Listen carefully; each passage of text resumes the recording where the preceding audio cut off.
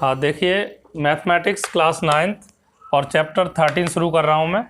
तो चैप्टर शुरू करने से पहले इसके बारे में थोड़ा इसके जो फॉर्मूले यूज़ होंगे उनको समझ लेते हैं, ठीक है।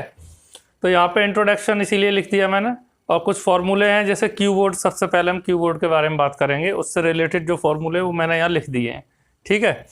तो जैसे कि ये formula surface area of Q board, ये होता है 2LB + BH + HL। इसे समझने से पहले हम क्यू बोर्ड को थोड़ा समझते हैं।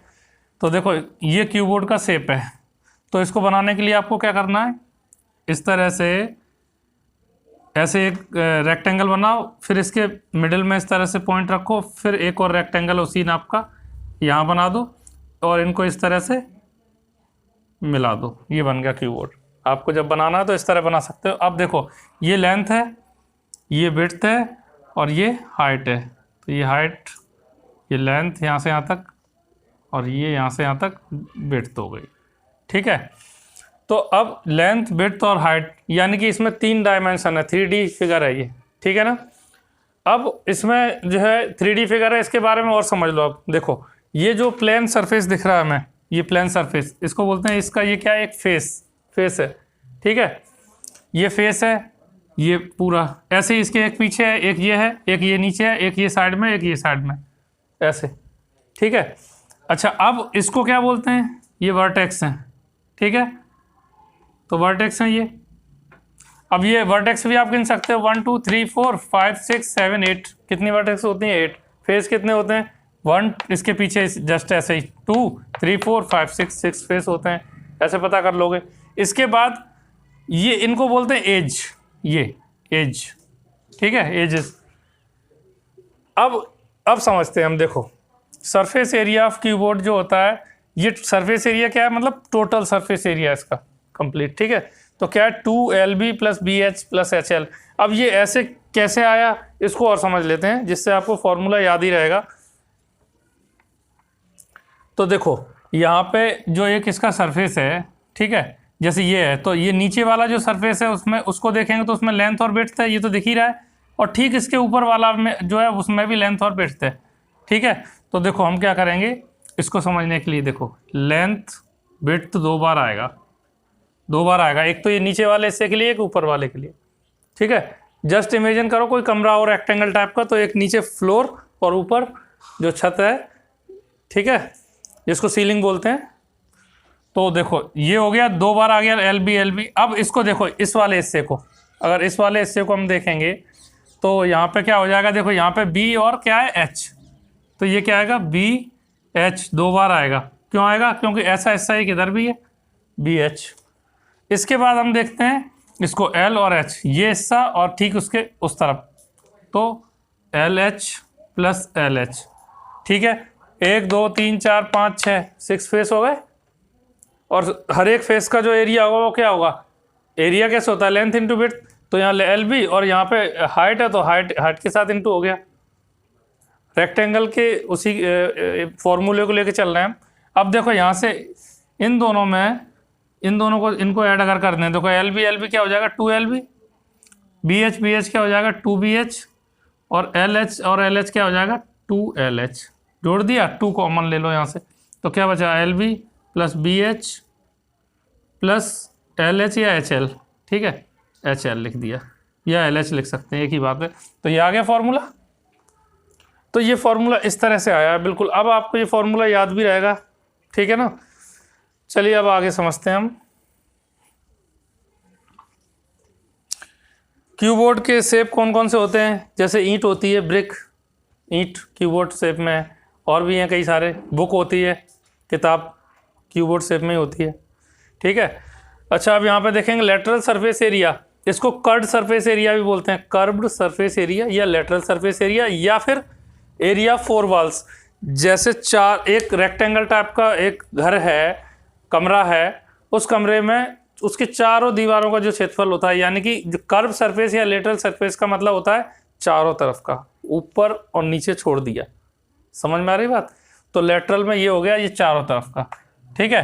तो चारों तरफ के लिए क्या हो गया, देखो, ये और ये छोड़ दिया, तो ये क्या है, ये और ये क्या है, BH। अभी हमने किया था ना, BH + BH।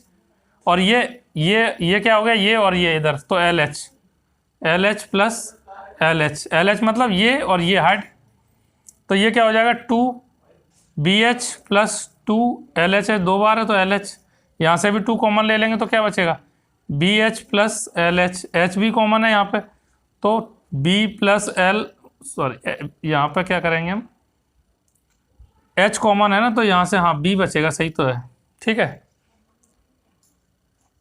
एक मिनट, इसका फॉर्मूला क्या था, LB, हाँ ठीक तो है, और यहाँ पे H यहाँ कॉमन ले लिया। देखो L को यहाँ लिख दो या यहाँ लिख दो, प्लस में है ना तो अब लिख दो L प्लस B और ये H, तो ये फॉर्मूला आ गया 2L plus B into H।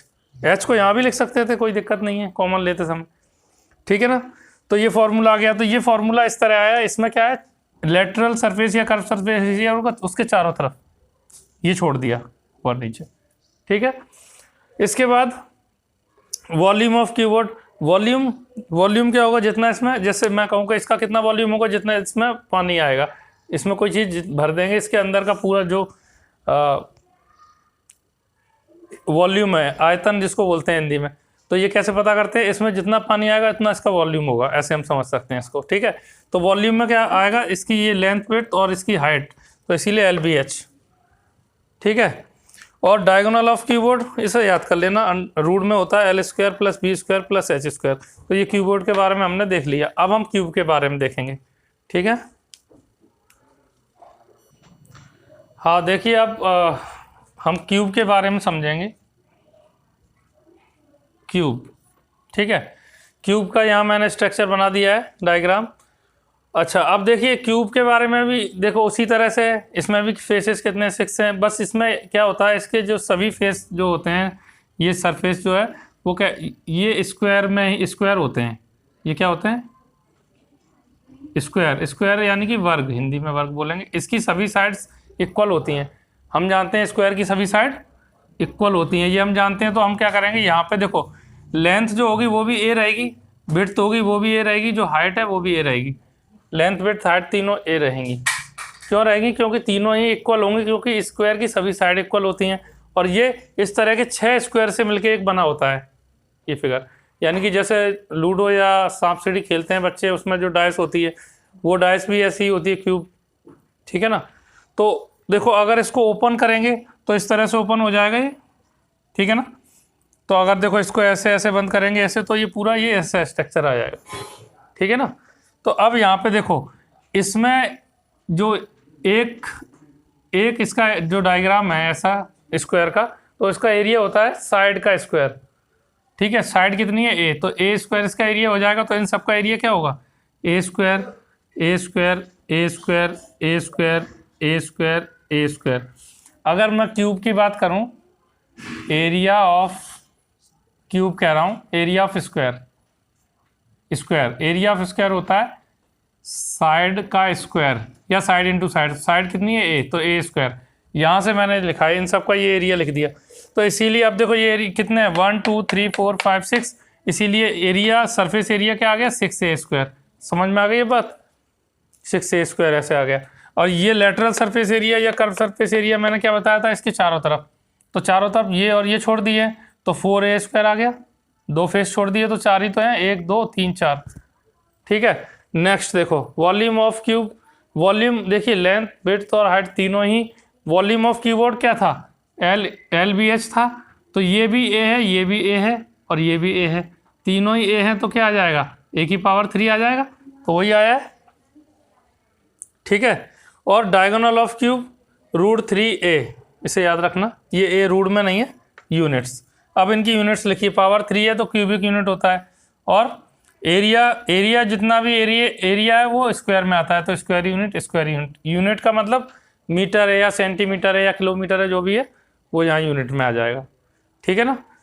तो अब इसमें इतना ही कम, ठीक है। अभी इसके आगे फॉर्मूले और भी आएंगे, वो हम आगे डिस्कस करेंगे। अभी जो 13.1 एक्सरसाइज है उसमें इन दोनों की ज़रूरत है, ठीक है ना।